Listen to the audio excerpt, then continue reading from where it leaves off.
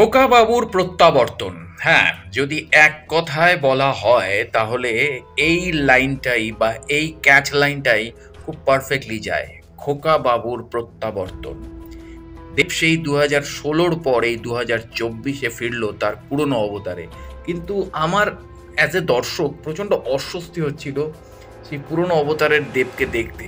হ্যাঁ, দেবের স্টারডাম, দেবের সুপারস্টার, দেবের ক্যারিসমা সব কিছুই কিন্তু কমার্শিয়াল ছবির ওপর বেস করেই তার এসেছিল। কিন্তু 2016 থেকে যে নতুন দেবকে আমরা পেয়েছি, যে দেব প্রায় একা ঘাড়ে ইন্ডাস্ট্রিকে পরিবর্তন করার একটা ডাক দিয়েছিল, যে কমার্শিয়াল ছবি মানে যেখানে ইন্ডাস্ট্রিতে প্যারালাল ছবি একটা আলাদা ডিপার্টমেন্ট নিয়ে নিত, বা আর্ট ফিল্ম একটা আলাদা ডিপার্টমেন্ট নিয়ে নিত, কমার্শিয়াল ছবি একটা আলাদা ডিপার্টমেন্ট নিয়ে নিত, যেখানে সিনেমার আলাদা করে কোনো ল্যাঙ্গুয়েজ হয় না, বা আমি মানি না, বা গ্রামাটিক্যালিও হয় না, কেননা প্রত্যেকটা সিনেমাই কমার্শিয়াল।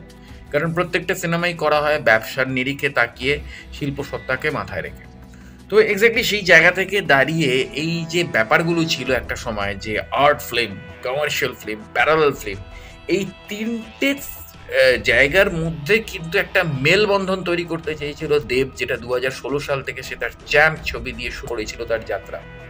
তো সেই জায়গা থেকে দাঁড়িয়ে পরপর আমরা দেখেছিলাম এমন কিছু প্রজেক্ট, যে প্রজেক্টগুলোতে দেবের কাছ থেকে আমরা আশাই করিনি যে দেব অ্যাজ এ প্রডিউসার তাতে ইনভেস্ট করবে। কারণ সত্যি কথা বলতে বাংলায় সেই প্রজেক্টগুলোতে ইনভেস্ট করার মতন কোনো প্রডিউসার ছিল না। সেটা হচ্ছে কবির, যেমন হবুচন্দ্র রাজা, গবুচন্দ্র মন্ত্রী, বা হালের বাহাজ্যোতি, যে ছবিগুলোর কথা না বললেই নয়, কারণ এই ছবিগুলো কতটা বিজনেস করবে একটা প্রডিউসারের কাছে খুব ডাউটের ছিল। কিন্তু সেখানে দাঁড়িয়ে দেব নিজে দায়িত্ব নিয়ে ছবিগুলোকে প্রযোজনা করেছিল এবং ছবিগুলো রিলিজ দিয়েছিল এবং ছবিগুলো চলেছিল।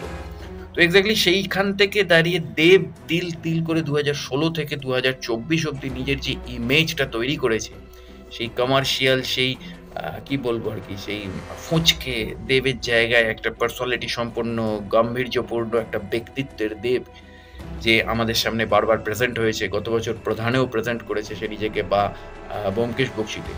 সেই দেব হঠাৎ করে এসে যখন এই গানটাতে নাচছে, কেমন একটা অকওয়ার্ড লাগছে, কিন্তু ভালো লাগছে একদিক থেকে, কারণ ওই যে বললাম খোকা বাবুর একটা প্রত্যাবর্তন হলো। কিন্তু এই ছবিটা ভালো হোক, কারণ বাংলায় এই ধরনের ছবির প্রয়োজন আছে। আমার খুবই শুভকামনা রইল পরিচালক, নতুন পরিচালক, কেননা তার আগের ছবি ছিল দ্য সিটি অফ জ্যাকল, যেটা খুব ভালো লেগেছিল। তো পরবর্তীকালে এই ছবি দিয়ে সে তার কমার্শিয়াল ডেবিউ করছে। তো এক্স্যাক্টলি সেই জায়গা থেকে দাঁড়িয়ে গানটা মনে হয় আরেকটু গ্র্যান্ডার প্রয়োজন ছিল, মেলার সিকোয়েন্স, কেননা দেবচিত গান যেহেতু, কারণ দেব এর আগে যেসব কমার্শিয়াল গানের পারফর্মস করেছে, সেটা খোকাবাবু যায়, লাল জুতো পায়ে থেকে শুরু করে এভরিথিং, সেটা চ্যালেঞ্জের মানে কৃষ্ণ করলে লীলা টিলাম, এসব গানগুলো, বা লাস্ট যেটা গান ধিতাং ধিতাং ধিনতারে 2016, প্রত্যেকটা গানের গ্র্যান্ডার কিন্তু অনেক বেশি ছিল। সেখানে দাঁড়িয়ে এই গানটার কিন্তু গ্র্যান্ডার খুব সামান্য দেখলাম। কিন্তু হয়তো মনে হয় এটা দুপক্ষের চিন্তাভাবনা, একটা গ্রাম্য প্রেক্ষাপট, একটা গ্রাম্য মেলা, হয়তো একটা আর্ট বা একটা আর্টিস্টিক কম্বিনেশনের সাথে কমার্শিয়াল প্রেজেন্টেশন, কিন্তু যেখানে ওই লেভেলের পারফর্ম করছে হিরো, সেখানে আমার মনে হয় কোথাও একটা আরও গ্র্যান্ডার প্রয়োজন ছিল গানটাতে।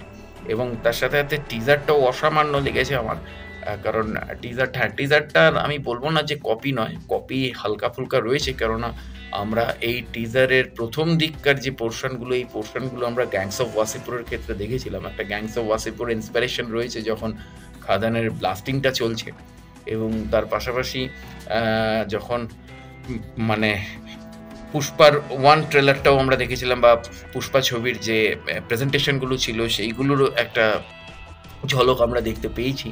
তো এক্স্যাক্টলি আমি চাইবো যে গল্পটা নিজস্ব স্বকীয়তায় একটা মারাত্মক হয়, কেননা পৃথিবীতে এরকম কোনো প্রজেক্ট হয় না যেটার মধ্যে কোনো অনুসরণ বা অনুকরণ বা অনুভূতি বা একটা ছোঁয়া থাকে না, কারণ সমস্ত কিছুই মানে হয়ে যাওয়া হয়। তো সেই কারণে সেগুলোরই চলছে, রিপিট চলছে, কেননা সত্যজিৎ রায় হিউম্যান ডকুমেন্টারি বানিয়েছিল, এবং সেই হিউম্যান ডকুমেন্টারি পরবর্তীকালে সিনেমা হিসেবে এস্টাবলিশ করেছিল পথের পাঁচালী।